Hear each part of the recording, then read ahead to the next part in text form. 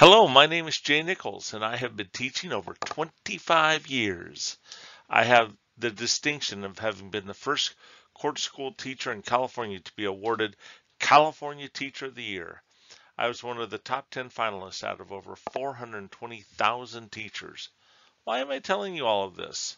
It's because I want you to know the information contained in this slideshow comes from years of experience in every grade level, from kindergarten to adult school, and from every venue, including preschool, special education, elementary, middle school, high school, outdoor science school, and juvenile detention centers, where I currently work as a teacher librarian in San Bernardino.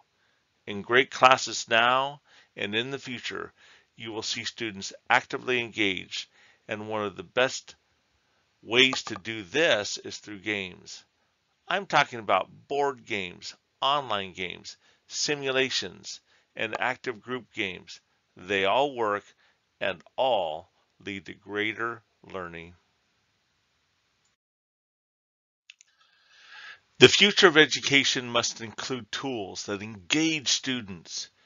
Educational games and simulations are effective tools for engaging students now, but in the future, with advancements in artificial intelligence, games will be a critical component of any learning community.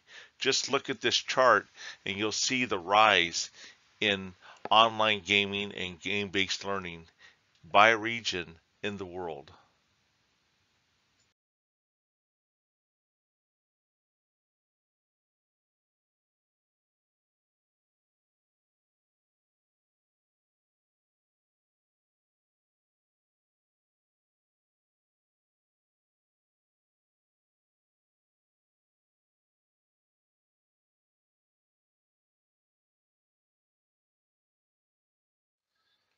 Powerful learning takes place in a collaborative learning community. Creative play builds cognitive connections to learning and retaining content. Simulations and games enhance higher order thinking skills and critical thinking.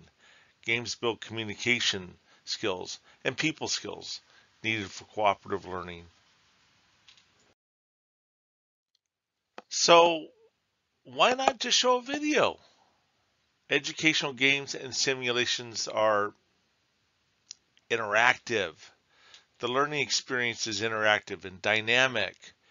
Action and learning are student controlled, involved, fun, competitive, challenging interactions with peers.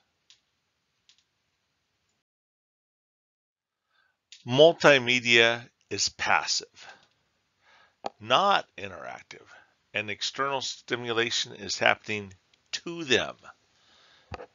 Media is often just a series of informational or instructional texts coupled with graphics or pictures, or maybe animated vignettes, or auditory instruction, stories or dramas. Could be movies. Maybe they're historical or educational or instructional. But when it comes down to it, it just lacks active interaction.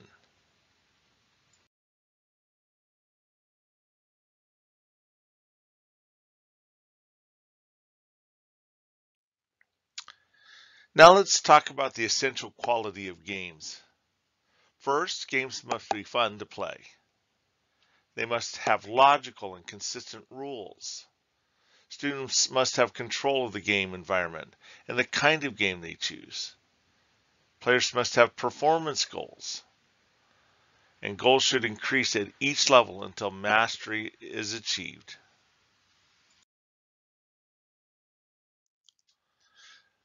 Some other essential qualities of games. The most engaging games are built within an imaginary world with a quality storyline. The best games involve competitive action because, hey, winning's important.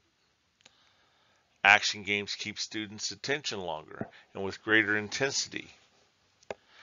Great games stimulate student curiosity as well.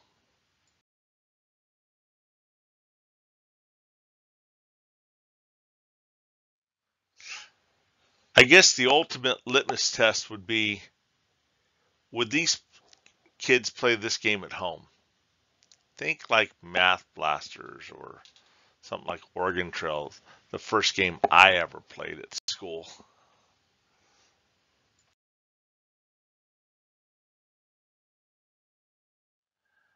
Now I'd like to talk about the essential qualities of simulations.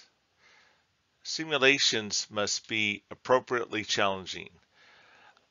They call that within the zone of proximal development, or the ZOD. It means it should be a little bit challenging for them, but not so much that they want to give up on it. It must have subtext and provide some content and structure. Research shows this to be true. It should increase connections between the direct teaching that you give and the accompanying simulation that you have. Lastly, you, the instructor, need to offer a lot of support and praise for whatever they're doing.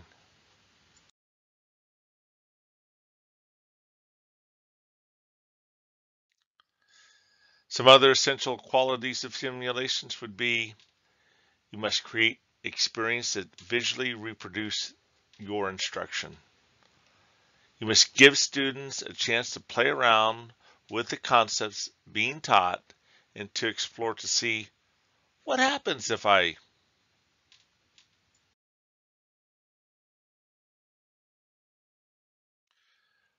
So I guess the big question now is, how do educational games and simulations help students learn? Well, many educational games increase reading and communication skills, for sure.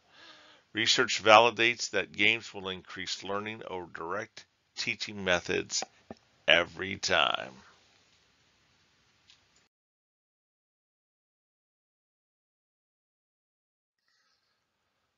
How do educational games and simulations help students learn?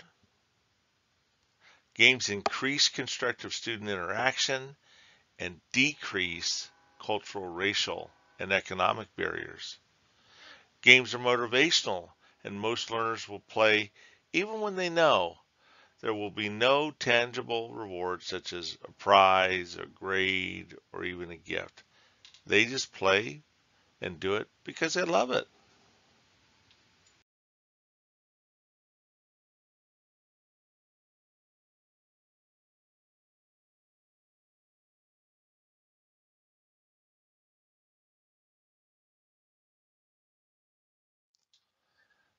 The last thing I want to do is send you away with this valuable resource slide. These are 4 areas on the internet where you're going to find tons of resources. I wish you the best, and I really, really hope that you incorporate games and simulations into your classrooms, because for me, it's best practice.